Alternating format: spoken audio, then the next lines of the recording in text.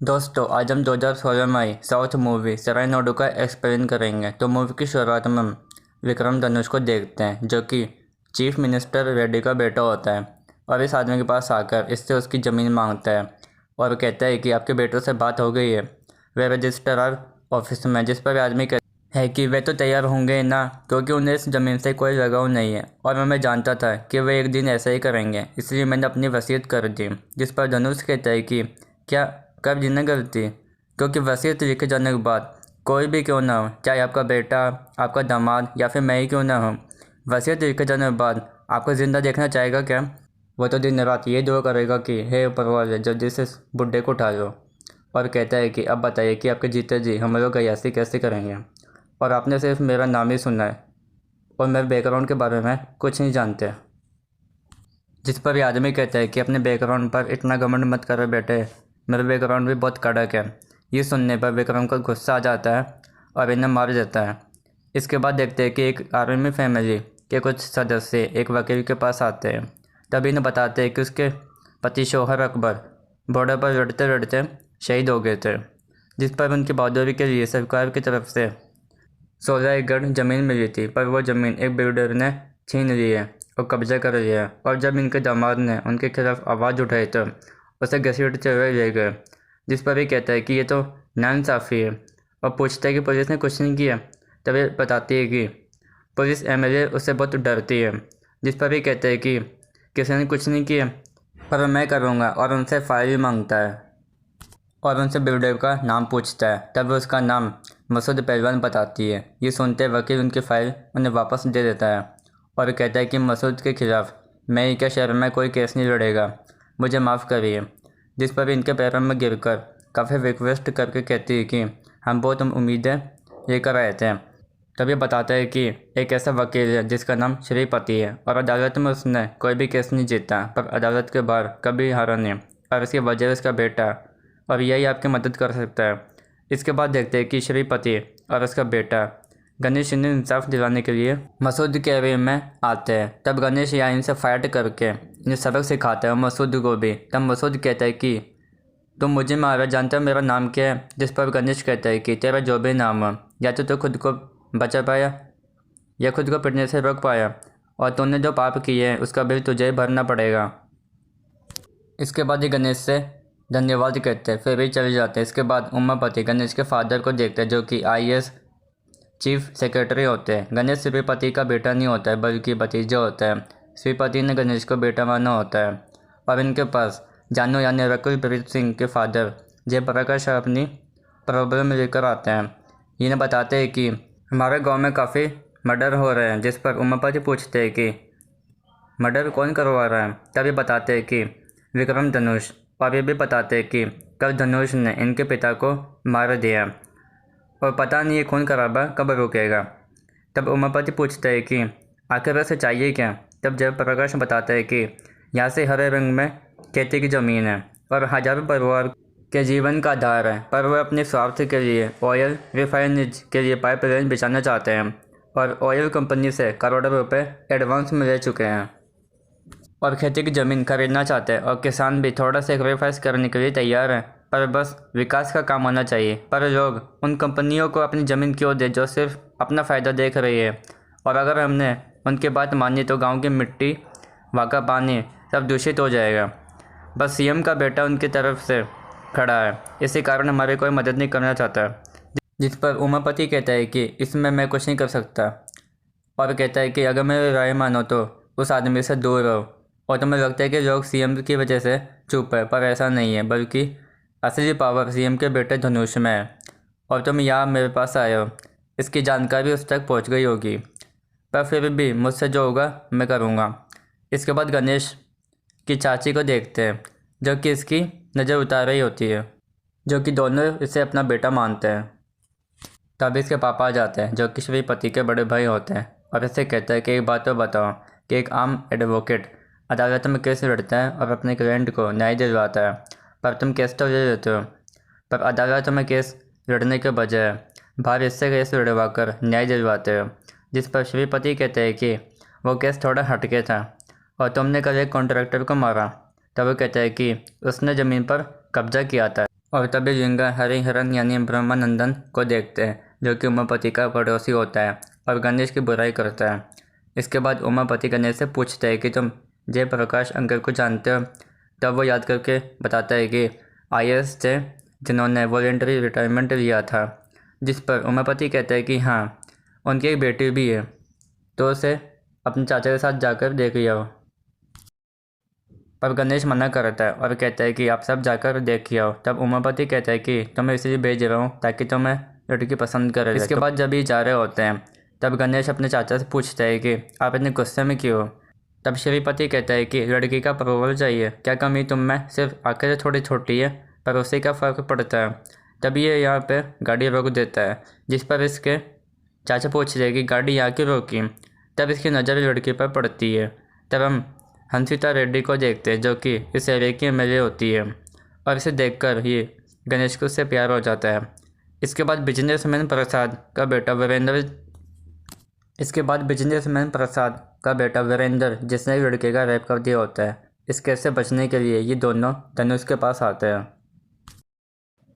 तब धनुष बिजनेसमैन प्रसाद से पूछते है कि मैंने सुना है कि विजयवाड़ा में तुम्हारे 300 एकड़ की ज़मीन है, अभी तक है या बेच दी। जिस पर बिजनेसमैन प्रसाद कहता है कि किसी को नहीं बेची, मेरे पास ही है। तब धनुष कहता है कि अच्छी बात है, तुम्हारा काम हो जाएगा, और उन्हें जाने के लिए कह देता है। फिर धनुष अपने हंचमैन से केस की डिटेल्स निकालने को कहता है। इसके बाद देखते हैं कि वीरेंद्र ने जिस लड़के का रेप कर दिया था, जिसका नाम महिमा होता है, उसके माँ बाप हंसिता एमएलए के पास आते हैं और बताते हैं कि मेरी बेटी जब हॉस्टल से जाकर रात को मेडिकल से दवाई लेने जा रही थी, तब किसी ने उसका रेप करके उसे मार दिया था, इसलिए ये उसे सज़ा दिलवाने के लिए इनके पास आते हैं। तब हंसिता इनसे इस केस में पूरी तरह मदद करने को कह देती है, फिर ये चले जाते हैं। इसके बाद जब गणेश और उसके चाचा कोर्ट के बाहर खड़े होते तब गणेश की नज़र हंसिता पर पड़ती है और उसे वो काफ़ी परेशान लग रही होती है। और आज महिमा के रेप केस की फाइनल हियरिंग भी होती है, और तभी धनुष के कुछ हेंचमैन और वीरेंद्र का डिफेंस लॉयर गोविंद राजू भी आ जाते हैं। तभी आदमी हंसिता एमएलए से पूछते हैं कि हमारे वकील साहब अभी तक नहीं आए। जिस पर हंसिता मूर्ति जी से पूछती है कि अभी तक वकील क्यों नहीं है। तभी बताते हैं कि मैंने उन्हें सुबह से कई बार फ़ोन किए पर वे मेरा फ़ोन उठा ही नहीं रहे, उनका घर भी बंद है और उनके रिश्तेदारों को भी उनके बारे में कुछ पता नहीं। इसके बाद ये सब कोर्ट में आ जाते हैं। अंदर आने के बाद जज इनसे कहते हैं कि हियरिंग का टाइम हो गया है, आपका वकील अभी तक क्यों नहीं आया है।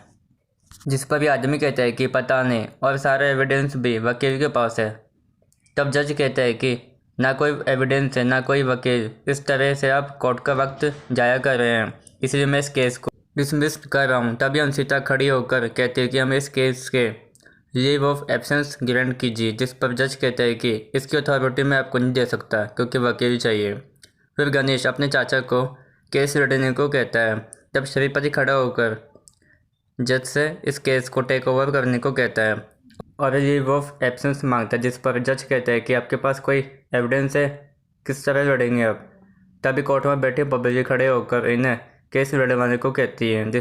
फिर जब जज इन्हें साइलेंट होने के लिए कहने वाला होता है, उससे पहले defence lawyer Govind Raju silent कर देता है और ऑब्जेक्शन कहकर कहता है कि जज साहब, रात को अगर रेप हो तो लड़की सुबह अगले 6 महीने की प्रेग्नेंट नहीं होगी, ये बात आप भी जानते हैं।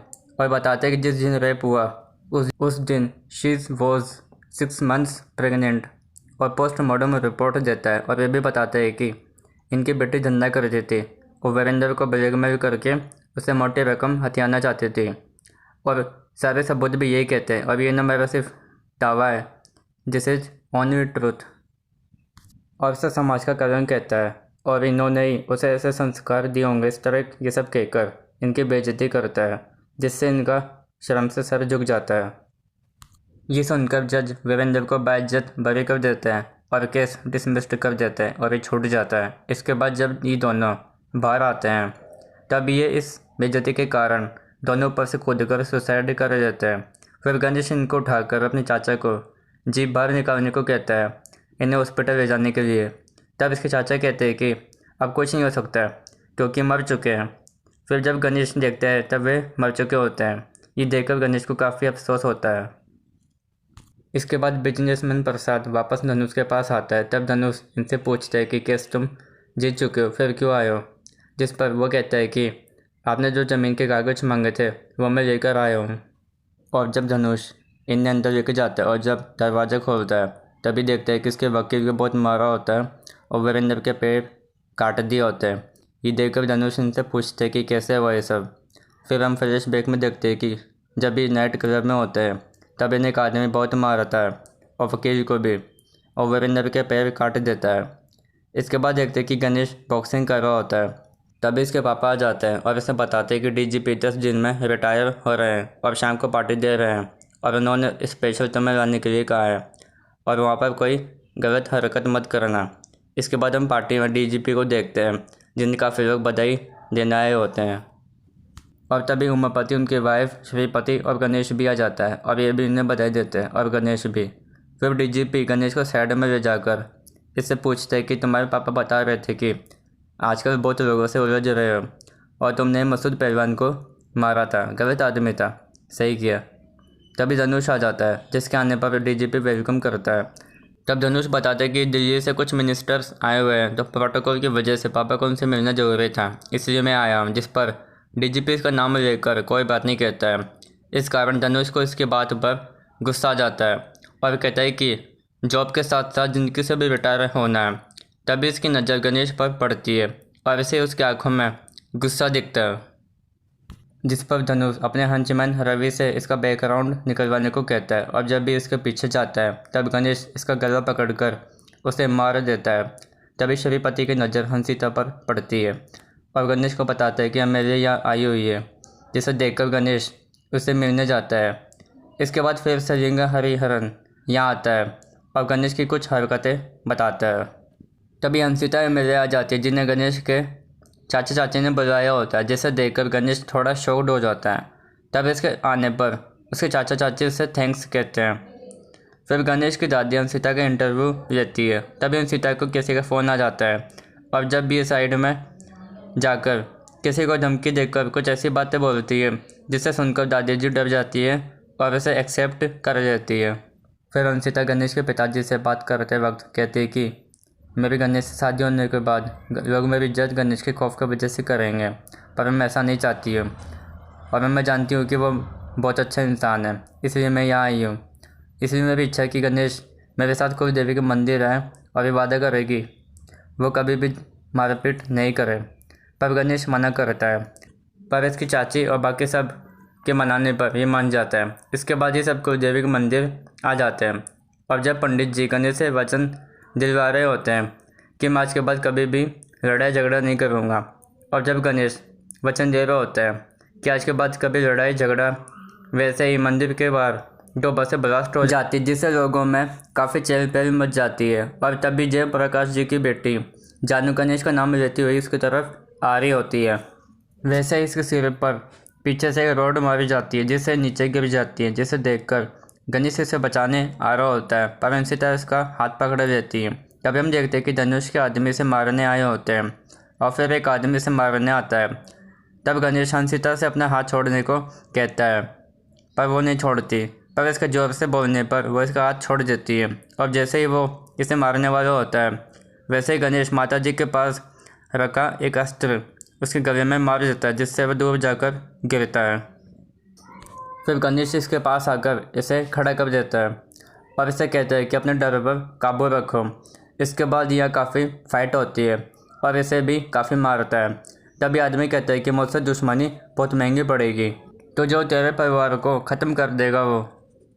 जिस पर गणेश कहता है कि बॉर्डर पर दुश्मन का नाम सुनकर उतना खून नहीं खोलता है कि जितना ही तेरे धनुष का नाम लेने पर, और कहता है कि जानू मेरी और कोई कुछ नहीं कर सकता ऐसे, और इसे हाथों लगा कर दिखा, फिर चाहे तू हो या तेरा धनुष तो मैं तुम्हारे घर के अंदर घुस कर मारूँगा। और ये भी कहते हैं कि मैं तो ना लड़ने की कसम खाने वाला था, पर आज इसी देवी के आगे मैं प्रतिज्ञा लेता हूँ और अब एक नया युद्ध आरंभ होगा। फिर गणेश जानू को यहाँ से अपने घर ले जाता है। इसके बाद गणेश के पिताजी जानू से पूछते हैं कि वे कहाँ से आए थे और तुम्हें क्यों मारना चाहते थे। तब जानू बताती है कि गणेश मुझे देखने मेरे गाँव आया था, और जब गणेश लड़की देखने आता है तभी अंदर से एक लड़की आती है और कहती है कि ज्योतिष ने कहा है कि भूतकाल, राहुकाल और भविष्यकाल का अशुभ समय चल रहा है, इसलिए आपको 1 घंटा और इंतज़ार करना पड़ेगा। तब गणेश कहता है कि ठीक है, हम इंतज़ार करेंगे। पर गणेश कुछ मिनट बाद अंदर चला जाता है। तब एक आदमी ने थोड़ी देर और इंतज़ार करने को कहता है। तब गणेश कहता है कि नहीं, बहुत देर से इंतज़ार कर रहे हैं। फिर गणेश जयप्रकाश शंकर से कहता है कि पापा ने मुझे आपकी बेटी को देखने के लिए भेजा है, तो लड़के से मिल सकता हूँ या वापस चला जाऊँ। जिस पर जयप्रकाश शंकर कहते हैं कि वो यहाँ है ही नहीं, तो किससे मिलोगे। जिस पर गणेश पूछते हैं कि मैं कुछ समझा नहीं। तब एक आदमी बताता है कि एक ऑयल कंपनी पाइपलाइन बिछाने के लिए हमारी ज़मीन छीनना चाहती है, और जब इन्होंने उसका विरोध किया, जिससे मुसीबत में आ गए, और जब उनको तुम्हारे यहाँ आने की खबर मिली, तो उन्होंने इनकी बेटी को किडनैप करके ओबल रेड्डी के यहाँ ले गए। फिर जयप्रकाश शंकर गणेश से कहते हैं कि इस रिश्ते की बात यही ख़त्म कर देते हैं, और एक भी गलत कदम उठाया तो उसके बुरे परिणाम भुगतने पड़ेंगे। और गणेश से कहते हैं कि पापा को कहना कि लड़की पसंद नहीं आई, उसकी जान खतरे में है। तब गणेश इनसे उसकी बेटी को बचाने के लिए कहता है। इसके बाद गणेश ओबल रेड्डी के घर आ जाता है। फिर गणेश यह एक आदमी से पूछता है कि यहाँ ओबल रेड्डी रहते ही क्या। तभी बताता है कि हाँ, वो मेरे बॉस है। जिस पर गणेश कहता है कि एक्चुअली मैं शहर से आया था शादी के लिए लड़की देखने। तब मुझे पता चला कि लड़की यहाँ है, तो मैं यहाँ चला आया, इसलिए मुझे उससे मिलना है, मिलकर चला जाऊँगा। पर यह आदमी उससे मिलने से मना करता है। जिस पर गणेश इसके एक हाथ मारता है, जिससे ये हवा मुड़कर नीचे गिरता है। इसके बाद गणेश ओबल रेड्डी के काफ़ी आदमियों की धुलाई करता है। तब ओबल रेड्डी बाहर आता है और गणेश पर 2 बार शूट करता है, पर गणेश बच जाता है। फिर गणेश ओबल को भी मारता है और ऐसे पूछता है कि यह ओबल रेड्डी कौन है। और जब यह बताने वाला होता है, तब ओबल रेड्डी डर के मारे मना कर देता है और इसकी तस्वीर के आगे खड़ा हो जाता है। फिर गणेश इनसे कहता है कि ऊपर जाओ और लड़की को तैयार करके जाओ। फिर जब ओबल जा रहा होता है, तभी गणेश उसने पहनी हुई ओबल नाम की अंगूठी देख लेता है और उसे पता चल जाता है। फिर ये जानू को नीचे लेकर आ जाता है। ये देखकर गणेश उसे पसंद कर लेता है। फिर गणेश जानू को बताता है कि तुम्हारे पापा जयप्रकाश और मेरे पापा उमापति दोनों क्लास मैथ्स थे, और मैं यहाँ इसलिए आया ताकि तुम मुझे देख सको। फिर गणेश के चाचा इनसे ज़मीन के पेपर्स मांगता है। फिर ये इन्हें ज़मीन के पेपर्स दे देते हैं। इसके बाद गणेश जानू को यहाँ से ले जाता है। फिर गणेश जानू को उसके पापा के पास लेकर आ जाता है और इन्हें उनके ज़मीन के पेपर्स भी दे देते हैं।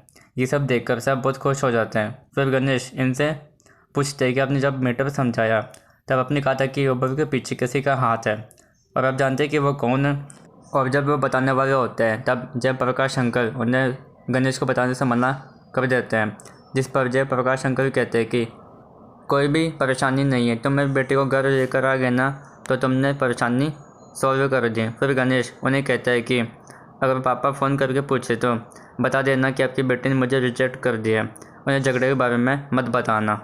इसके बाद गणेश चला जाता है। फिर इसके जाने के बाद जानू के पापा उससे पूछते कि क्या हुआ। तब जानू कहती है कि बिना किसी रिश्ते के उसने मेरी जान बचाई, इसलिए मुझे उससे ही शादी करनी है। जिस पर ये कहते कि ठीक है, मैं उसके पिताजी उमापति से उस रिश्ते के बारे में बात करूँगा। इसके बाद ओबल रेड्डी धनुष को बताता है कि इस पूरे इलाके में मुझसे कोई आग मिलाने की हिम्मत नहीं करता, पर उस अकेले ने हम सबको मारा और लड़की ले गया, और कहा कि इस इलाके के लोगों से दूर रहना ही तुम्हारी भलाई है।